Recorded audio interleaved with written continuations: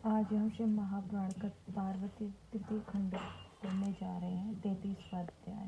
हिमालय और मैना सप्त ऋषियों सहित अरुधंती और विशिष्ट उपदेश।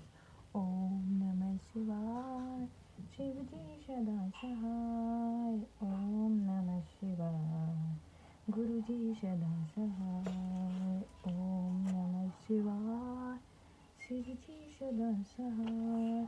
ओम नमः शिवाय। गुरु जी सदा सहाय। हे ऋषियों ने कहा, शिव जी और जगत के पिता, पार्वती जगत की माता हैं। इस कारण आप अपनी कन्या को महात्मा शंकर को देवे। हे हिमालय, ऐसा करने से मैं आपका जन्म सार्थक होगा। आप जगत गुरु होंगे, इसमें संदेह नहीं। हिमालय ने सप्तऋषियों को प्रणाम कर हाथ जोड़े निवेदन किया कि शिव जी की इच्छा से मैंने विचार पहले ही किया था, परंतु अभी थोड़े ही दिन हुए हैं कि एक वैष्णव ब्राह्मण ने आकर शिव जी को बड़ी निंदा की है, जिससे पार्वती की माता का ज्ञान भ्रष्ट हो गई और वह अपनी कन्या का विवाह योगी शंकर से नहीं करना चाहती। इसी से अभी हम वह कोप वन में चली गई। ऐसा कह हिमालय मौन हो गए। तब सप्तऋषियों शिव जी की माया की प्रशंसा कर अरुधंती को मेनका के पास भेजा। पति की आज्ञा का पा ज्ञान दात्री अरुधंती कोप भवन में स्थित मेनका तथा पार्वती के पास गई। देखा तो शोक से संतप्त मैना मूर्छित हो पड़ी थी। तब पतिव्रता अरुधंती उनके पास जाकर बड़ी सावधानी से बोली, हे साध्वी मेनके, उठ।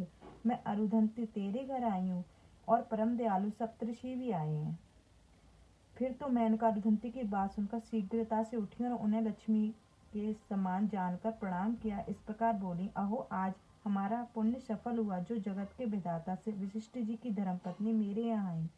हे देवी, कहिए आप किस लिए आई हो? मैं आपकी दासी के समान हूँ, मुझ पर कृपा कीजिए।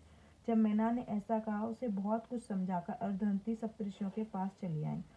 इधर गढ़ हिमालय को समझा रहे हैं। हिमालय कहते हैं कि मैं शिव जी के पास कोई राज सामग्री नहीं देखता।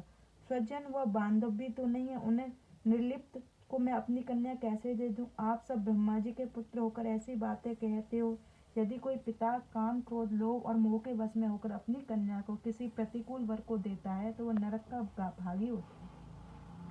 मैं अपनी कन्या को ऐसे शूल पाणी शंकर के लिए नहीं दूंगा। अस्तु, यदि कोई योग्य वर हो तो उसे आप कहिए। जब हिमालय ने यह कहा तो वक्ताओं ने श्रेष्ठ वशिष्ठ जी बोले, हे पर्वतराज, लोक और वेद में 3 प्रकार के वचन होते हैं। एक तो शास्त्रज्ञ से, दूसरा ज्ञान से और तीसरा श्रवण से। इनमें से जो तुम कहो उसी में मैं कहूँ। देवताओं के स्वामी शंकर रजोगुण से विहीन है, परंतु तत्व ज्ञान में से उनका बढ़कर कोई नहीं है। वे ज्ञान के अधिपति हैं। फिर गुड़ी वस्तुओं में उनकी क्या इच्छा हो सकती है? गृहस्थ अपनी कन्या को राज संपत्ति वाले को देते हैं। दुखी को कन्या देने से वह पिता कन्या घाती होता है। कौन कहता है कि शंकर जी दुखी हैं? जिसके कुबेर जैसे से जो अपने भ्रू विलास से सृष्टि का सृजन, पालन और संहार करने में समर्थ हैं, जो निर्गुण परमात्मा प्रकृति से परे हैं। ब्रह्मा विष्णु हर नाम से वह उत्पत्ति, पालन और संहार करता है। ब्रह्मा ब्रह्मालोक में और विष्णु क्षीर सागर में तथा हर कैलाश में। यह शंकर जी की विभूति है। जैसे ब्रह्मा की स्त्री सरस्वती, विष्णु की लक्ष्मी, वैसे ही देवताओं के तेज से पार्वती, जो तेरी स्त्री मैना के उदर से उत्पन्न हुई, वह सर्वदा शिव की स्त्री रही है। प्रत्येक कल्प में यह ज्ञानियों की जननी बुद्ध रूपिणी है। इस सती को तो तथा चिता की भस्म के सिवाय शंकर जी की दूसरा कोई धारण नहीं कर सकता। इसे अपनी इच्छा से ही इस कन्या को शंकर के लिए दे दो, और यदि तुम न दोगे तो स्वयं अपने पति के स्थान को चली जाएंगी। उनकी प्रार्थना ही शंकर भगवान की पार्वती को तुमसे मांगते हैं। अब उसी प्रकार तुमने प्रार्थना करने के लिए शंकर भगवान ने हम लोगों को यहाँ भेजा। अरुधंती ने इसलिए आई और मैना के पास गई है। हे गिरिराज, ऐसा करने से तुमको महान आनंद की प्राप्ति होगी। हे शैल, यदि तुम स्वेच्छा पार्वती को ना दोगे तो होनहार के बल से यहाँ विवाह होगा, क्योंकि पार्वती के कठिन तप करने से शंकर ने उसे वर दिया है। ईश्वर की प्रतिज्ञा विपरीत नहीं होती। एक ही महेंद्र ने तो सभी पर्वतों को पंख काट डाले, और यहाँ तो पार्वती ने अपनी लीला से मेरु का भी श्रृंग भंग कर दिया है। गिरिराज, एक के लिए त्याग कर सब संपत्ति का नाश नहीं करना चाहिए। कुल के लिए एक त्याग कर दे, यह प्राचीन श्रुति है।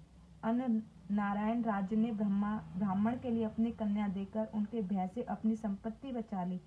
तुम भी तो शिव जी को अपनी कन्या देकर अपने बंधुओं की रक्षा करो, ऐसे सब देवता भी तुम्हारे वशवर्ती रहेंगे। यह सुन हिमालय दुखी हो वशिष्ठ जी की राजा के अनरण्य की कथा पूछने लगा। इति शिव महापुराण तृतीय पार्वती खंड का 33वां अध्याय समाप्त। जय गुरु जी शुक्र।